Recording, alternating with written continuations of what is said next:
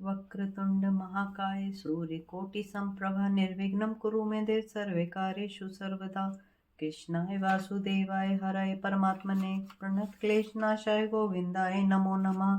मंगलम भगवान विष्णु मंगलम गरुड़ध्वज मंगलम पुंडरीकाक्ष मंगलाय तनोहरि। शांताकारं भुजगशयनं पद्मनाभं सुरेशं विश्वाधारं गगनसदृश्यं मेघवर्णशुभांगं लक्ष्मीकान्तं कमलनयनं योगिभिर्ध्यानगम्यं वन्दे विष्णुभवभयहरं सर्वलोकैकनाथं। चैनल पे यदि आप पहली बार हैं तो चैनल को सब्सक्राइब करें और वीडियो को शेयर करें।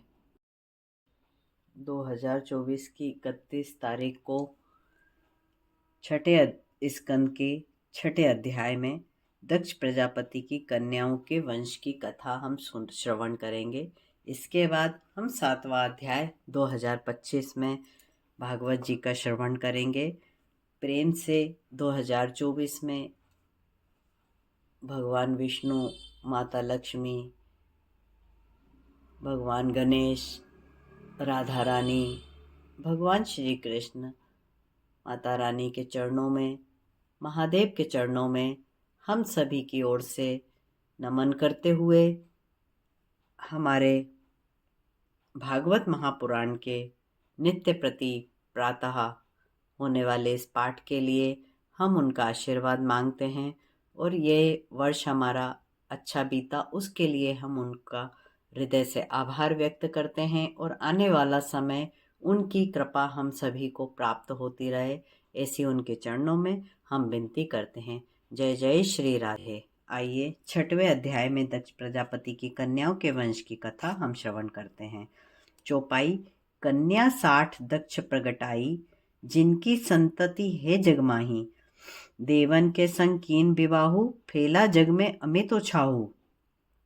श्री सुखदेव जी बोले, हे राजा परीक्षित, अब मैं तुम्हें दक्ष प्रजापति की 60 कन्याओं के वंश का वर्णन सुनाता हूँ, उसे ध्यानपूर्वक श्रवण करो। दक्ष प्रजापति ने अपनी 10 कन्याएं धर्म को ब्याह दी, 13 कन्याएं कश्यप जी को दे दी, 27 कन्याएं चंद्रमा को ब्याह दी, 2 भृत को ब्याह दी, 2 अंगिरा को ब्याह दी, 2 कन्याएं कृशाश्व को और 4 कन्याएं कश्यप जी को दे दी। इन्हीं कन्याओं के वंश से सारी त्रिलोकी भर गई।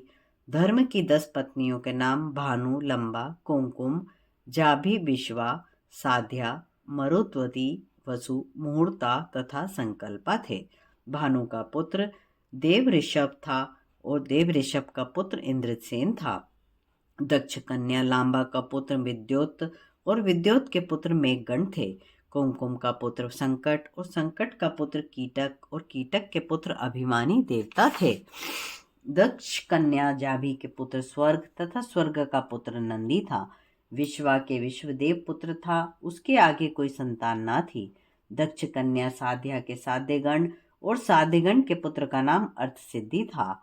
मरुत्वती के पुत्र मरुत्वान और जयंत थे। जयंत को उपेंद्र भी कहते हैं। मुहूर्ता के पुत्र मुहूर्त के अभिमानी देवता थे। संकल्पा का पुत्र संकल्प और संकल्प का पुत्र काम था। वसु के पुत्र आवसु थे। उनके नाम द्रोण, प्राण, ध्रुव, अर्क, अग्नि, द्रोण, वसु, विश्वासु और उन वसुओं के भी पुत्र उत्पन्न हुए। द्रोण वसु की स्त्री अभिमति के गर्भ से हर्ष, शोक, भय आदि उत्पन्न हुए। प्राण की भाया ऊर्जस्वती के गर्भ से सह आयु पुरोजब 3 पुत्र उत्पन्न हुए। ध्रुव वसु के नागों के अभिमानी देवता उत्पन्न हुए। अर्क वसु की पत्नी धारा से त्राविणी की नाम के पुत्र हुए। अग्नि के कृतिका, कृतिका के पुत्र स्कंद हुए। दोष की स्त्री से शिशुमार उत्पन्न हुआ।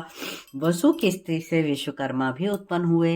विश्वकर्मा के पुत्र चाक्षु, मनु उत्पन्न हुए। चाक्षुष के विश्वदेव तथा साध्य गुण पुत्र थे। विभास वसु के व्युष्ट, रोचिस तथा आतप 3 पुत्र हुए। आतप के दिवस पुत्र था, जो सब जगत को कार्य में लगाता रहता है। हे राजन, भृत की भार्या दक्ष पुत्री स्वरूपा के गर्भ से करोड़ों रुद्रगण उत्पन्न हुए, जिनमें 11 रुद्रगण मुख्य हैं। अंगिरा की पत्नी स्वधा से पितृगण उत्पन्न हुए तथा दूसरी पत्नी सती के अथवाही रसवेद ही पुत्र के रूप में उत्पन्न हुआ। कृशाश्व की पत्नी आर्मी के गर्भ से द्रुमकेश तथा त्रिगणा के वेशिरा, देवल, वयुन, मयु उत्पन्न हुए।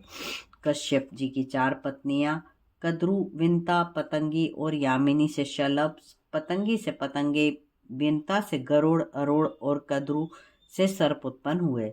हे राजन, चंद्रमा की 27 स्त्रियां 27 नक्षत्र थे, उनके कोई संतान नहीं हुई।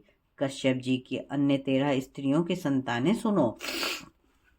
कश्यप जी की स्त्री तिमी के जल जीव उत्पन्न हुए, सरिया के बाघ इत्यादि उत्पन्न हुए, सुरभि के गाय भैंस इत्यादि उत्पन्न हुए, ताम्रा के बाज पक्षी इत्यादि उत्पन्न हुए, यूनि के गर्भ से अप्सराएं उत्पन्न हुई, क्रोधवशा के बिच्छू आदि उत्पन्न हुए, इला से वृक्ष लता आदि उत्पन्न हुए, सुरसा से राक्षस उत्पन्न हुए, अरिष्ठा से गंधर्व और काष्ठा से अश्व आदि एक खुर वाले पशु पैदा हुए। दनु के 61 पुत्र पैदा हुए, ये सब के सब राक्षस थे। दिति के गर्भ से हिरण्याक्ष और हिरण्यकश्यप उत्पन्न हुए, आदिति के गर्भ से देवता उत्पन्न हुए, विवस्मान, अरेमा, पुत्र, प्रषा, त्वष्टा, सविता, भरा, धाता, विधाता, वरुण, मित्रा, इंद्र तथा वामन से 12 आदित्य कहलाए हैं। विश्ववान की स्त्री छाया के गर्भ से शनेश्चर तथा सावर्णी मनु 2 पुत्र उत्पन्न हुए तथा तमसी नाम की कन्याएं पैदा हुईं। विवस्मान की संज्ञा पत्नी ने अपने गर्भ से 2 अश्विनी कुमार उत्पन्न किए। सूर्य के पुत्री तपसी के साथ संवरण ने विवाह किया। अरेमा की स्त्री मातृका के साथ गर्भ से चैषणी उत्पन्न हुए, उन्होंने वर्ण व्यवस्था चलाई। प्रषा के कोई संतान न थी।